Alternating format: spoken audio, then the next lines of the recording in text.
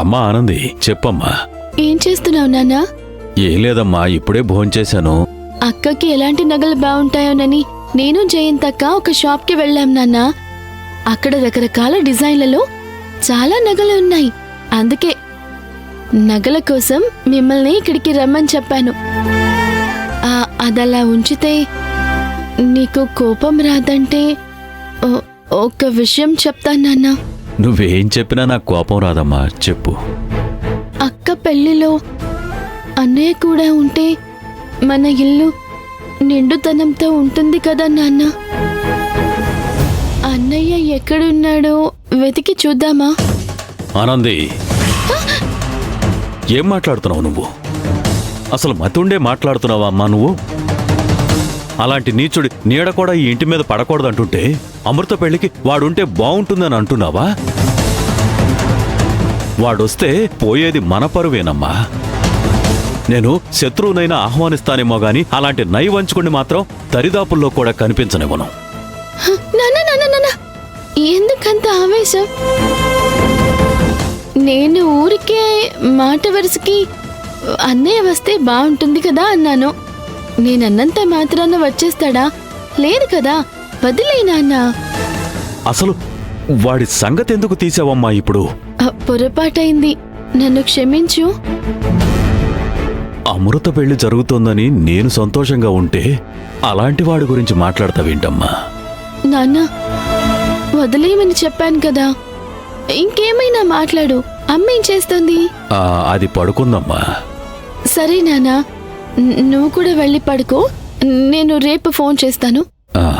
అలాగేనమ్మా, జాగ్రత్త. ఉంటా నాన్నా.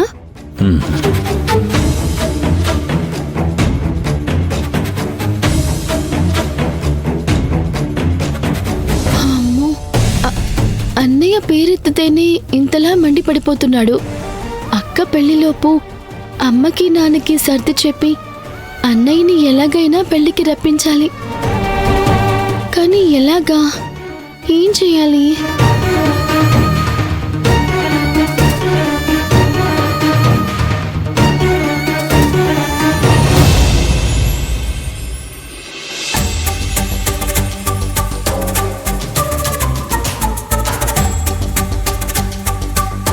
టాబ్లెట్స్ తీసుకో అమ్మా.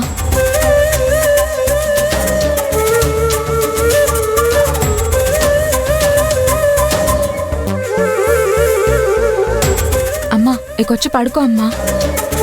అన్నయ్య పడుకున్నాడా? పడుకున్నాడు. సరే, నువ్వు వెళ్ళు, నేను వస్తాను.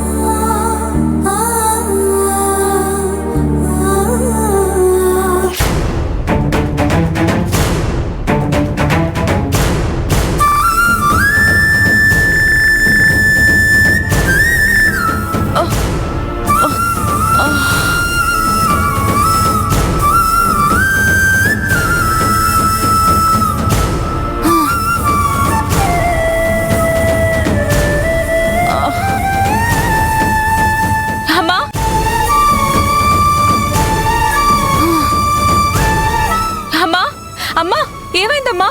ఎందుకు ఇలా ఉన్నావు? అన్నయ్య, ఏయ్, వాణ్ణి పిలవకే. నాకేం కాలేదు. ఇలా తల పట్టుకుని బాధపడుతూ ఏం లేదంటావేంటమ్మా? నిన్న రాత్రి ఇలాగే నిద్రలో లేచి బాధపడ్డావు. నాకు భయంగా ఉందమ్మా. నీకు అసలు ఏం జరుగుతుందమ్మా? తల తిరుగుతుందా? నేను అడిగే ప్రశ్నలకి నువ్వు నిజమైన సమాధానాలు చెప్పాలి.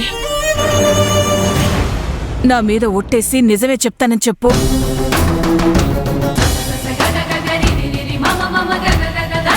చెప్పవే. అలాగే చెప్తానమ్మా. హాస్పిటల్లో ఆ రాత్రి నా పక్కనున్నది, నన్ను చూసుకున్నది నువ్వు కాదని నాకు తెలుసు. నాతో ఉన్నది, నన్ను చూసుకున్నది ఎవరు?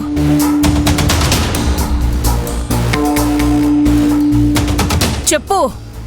ఆ రాత్రి నాకు సేవలు చేసింది ఎవరు? నాకు నిజం తెలియాలి. నేనేనమ్మా. నా మీద ఒట్టేసి చెప్పావు అంటే నా ప్రాణాలు పోయినా పర్వాలేదా? ఏంటమ్మా ఆ మాటలు? అయితే నిజం చెప్పు. అది అది అమ్మా, అది ఆనంది అమ్మా.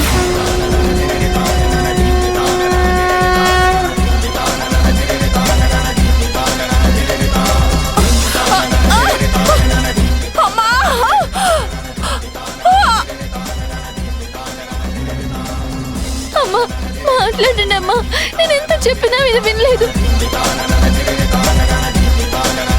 అమ్మా! అమ్మా!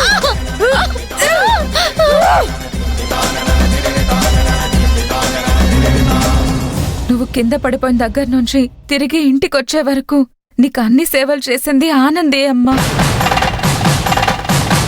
అంతేకాదమ్మా, నువ్వు కళ్ళు తెరిచి స్పృహలోకి రావాలని ఆంజనేయ స్వామి గుడిలో మోకాళ్ల మీద మెట్లెక్కింది. 108 కొబ్బరికాయలు కొట్టింది.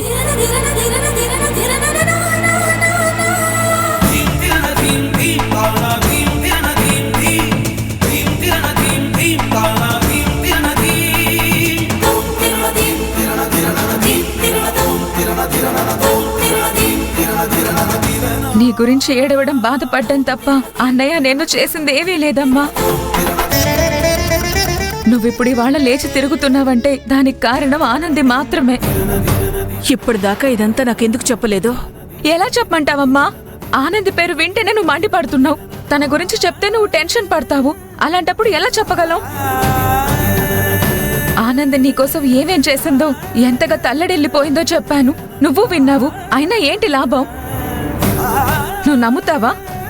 నమ్మకపోగా నీ దగ్గర మంచి పేరు తెచ్చుకోవాలని ఆనంది అలా నాటకాలు ఆడింది అంటావు. అందుకే చెప్పలేదు. ఆనంది మన కుటుంబానికి ద్రోహం చేసే మనిషి కాదమ్మా. మనం మన కుటుంబం బాగుండాలని కోరుకునే మనిషి. ఆనంది అన్నయ్య జీవితంలోకి వస్తే అన్నయ్య జీవితం, అలాగే మన ఇల్లు, మనం కూడా బాగుంటామమ్మా. దయచేసి నేను చెప్తోంది నమ్ము.